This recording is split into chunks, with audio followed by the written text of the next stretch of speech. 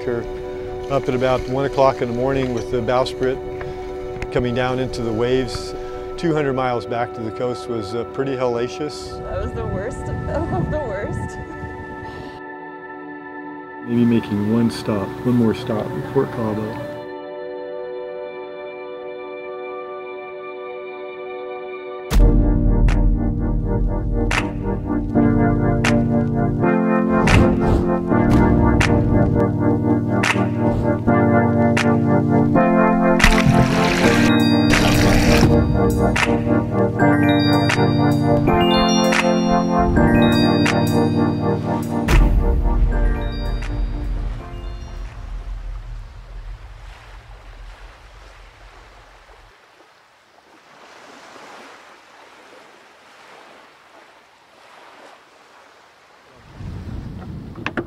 Well, somehow we let our windlass batteries get low.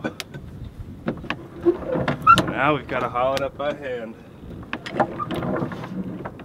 149 feet. I don't know how many meters that is, but it's a lot. Good thing we had bacon for breakfast, that's right. We're not suffering. We are leaving Bahia Asunción and heading to Bahia Santa Maria, 185 miles south. And then from there we will continue on south around the Cape of Cabo San Lucas, infamous Cape. If we ever get the anchor up. Whenever we get the anchor up, we're going to leave. You just pulled it up and one thing came out. Holy shit. Holy f. Okay. We just hand cranked the anchor up, like literally one chain at a time, because the windlass didn't charge.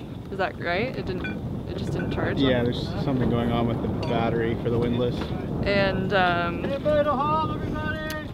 now we're gonna haul, but we were 20 feet from the anchor being at the water line, and then we lost it, and it just spilled out all the way 175 feet back into the sea, and now we're hand cranking it again. Everybody on this one. This. Yep. 1, 2, 3. 1. Let a little bit out. 1, 2. We're over top of it now. We should be able to pull that.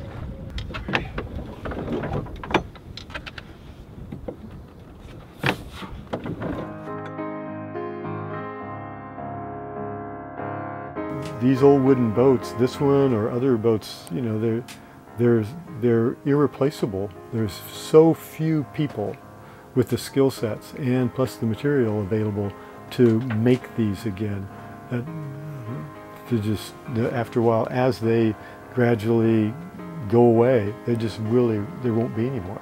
And it's just too bad because they're different than a new boat. Just like old cars, you look at a 1938 Cadillac convertible compared to a new Hyundai, it's just not the same, man. So, and you know, those go away. They're in museums. Cars, say, you can stick in a garage. Airplanes you can stick in a hangar. Old antique pianos you can put in the studio. What do you do with a 72-foot wooden schooner that's 70 feet to the top of the mast? You're not putting it in a box, you're not putting it in a barn, you're not putting it anywhere. It lives outside in the salt water. Whoa. Try that with a 38 Cadillac convertible, you know?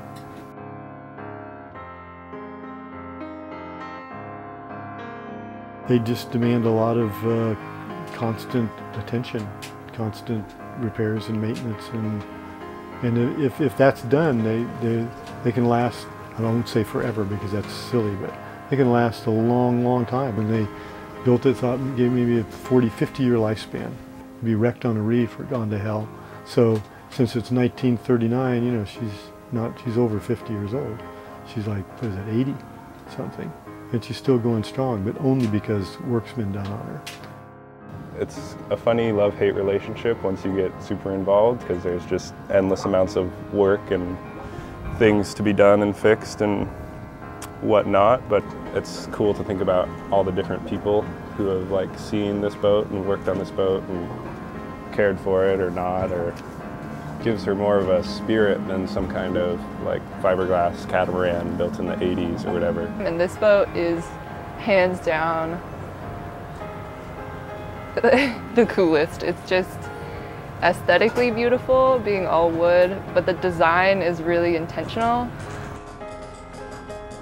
It was designed on the same lines as the East Coast fishing schooners like Blue Nose and all the other Gloucester boats there, because this boat was built in East Booth Bay, Maine, where they made a mini boat, and they were built to work. They were built to sail and be fast and seaworthy, and that's what she does.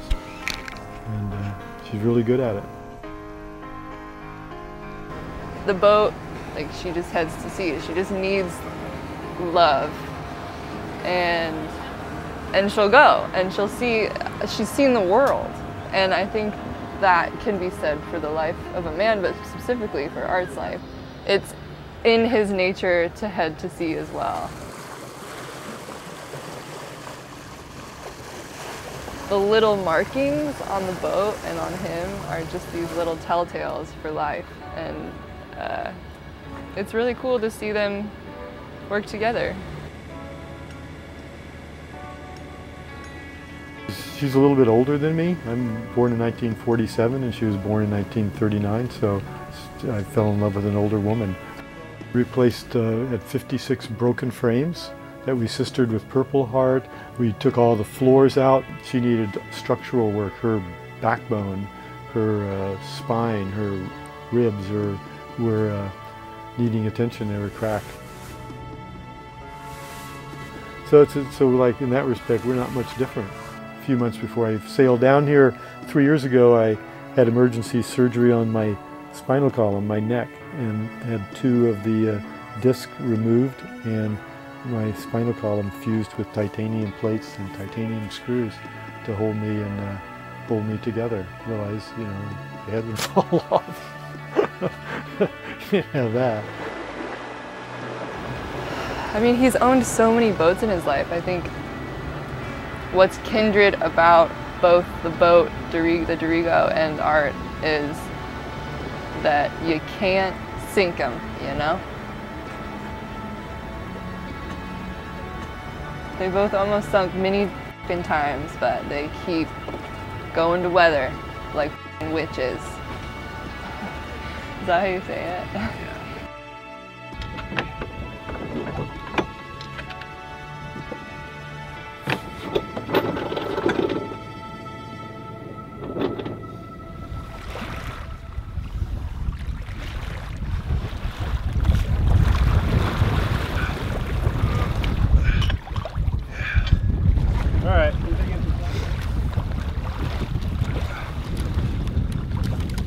Alright, hold there for a second. You do not with the windlass or the anchor chain. Super careful. You know, we just have to have people up there that understand the dynamics and system of it. Otherwise, mayhem shall occur. So we're getting underway. We get the sail, get the main up, the fore, the staysail, the jib. We'll hank on to Jenny, and we'll sail out of here again. We got 145. We got a nice easterly at like 10-12 knots. Perfect sailing day. As soon as we get everything up and pulling, we all have to cut it. Go! All clear. Load up. Load up.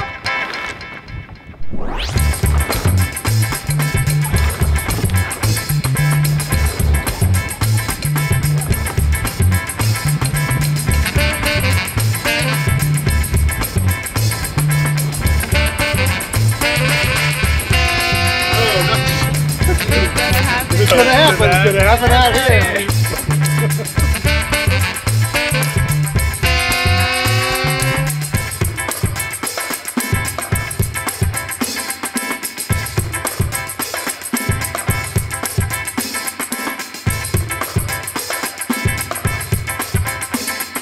Fixing the front half. the companionway. What happened to it? Piece broke off here, so we're just gonna do a bit of an epoxy job.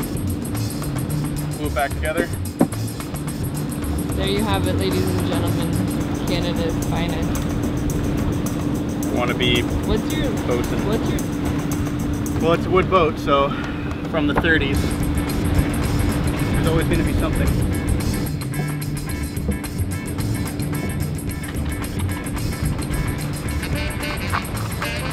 I worked in a boatyard for a year. Picked up a trick or two. It's like arts and crafts on really old shit.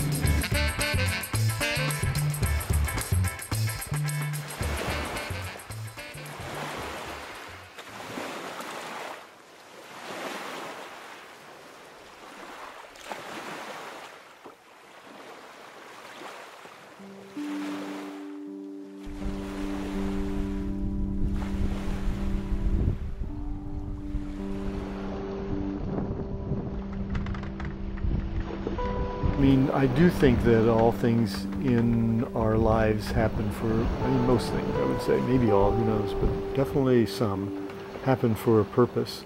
Coming into Cabo here yesterday after sunlight, I'm up on the bow with Mason, crew, and it just occurred to me that I came down here 3.5 years ago with other crew on the Dirigo, and then went up, sailed north, a great time, and then came back and passed this point and went all the way north, 2,000 miles. So here I came in, I realized, like, wow, here I am 3.5 years later, and so it's been 2.5 months getting down here, and I feel like I've come full circle. And I just thought that, and I told Mason that. And there was a powerboat coming to our starboard and was going to cross our bow, and Spencer was at the helm and slowed down a little bit. And as it went across, the name on the boat said "Full Circle," and I thought, it's like, are you seriously? Who put this boat here? Like, how does that happen? Really, Full Circle. It's a great name, you know. And it's like, how does that happen? I don't know. There's probably, we catch the high points of how those things happen. There's probably like a multitude of those things happening all the time that we just go right by our window. So I think things are somewhat, you know, meant to be, or whatever, once you set a path, a course. So I think the Dirigo was built with a purpose in mind, and she was good at what she was built for, and you know, and I think we're all built for a purpose. I think I came here for a purpose.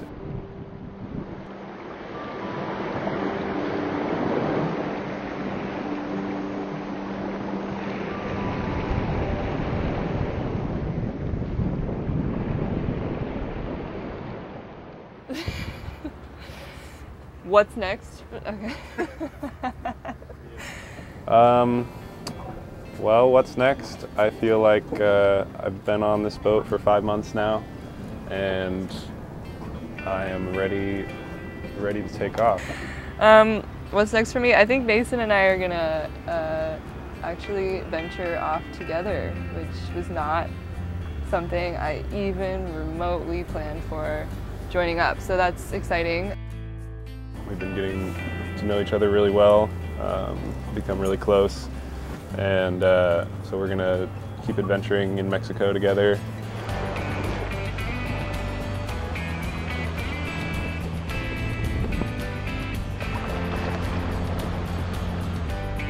Probably go over through Belize, Cozumel, Caribbean to the Keys, and then go home, but we would like to continue.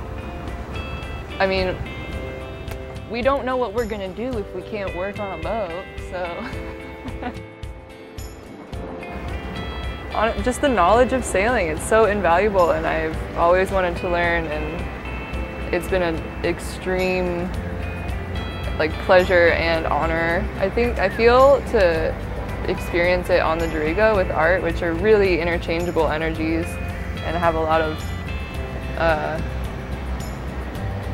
you know, it's an intricate relationship, those two. She's moved forward all the way down here, and she's going to move forward now at the Sea of Cortez, and hopefully the people on board her, the experiences they have, the things they learn, and will be able to be used in their life and help them all move forward also, including myself. Just the excitement of sailing and going place to place, like by sea, and slowing down and getting to see remote spots and having that knowledge. And I think also wisdom of, like, if you can truly serve, you can lead. And when you call me Swab, every time I just think of that, and it helps me through. The name of Dirigo it's Latin for I lead the way, or the leader, whatever. It's going, and you either follow or not.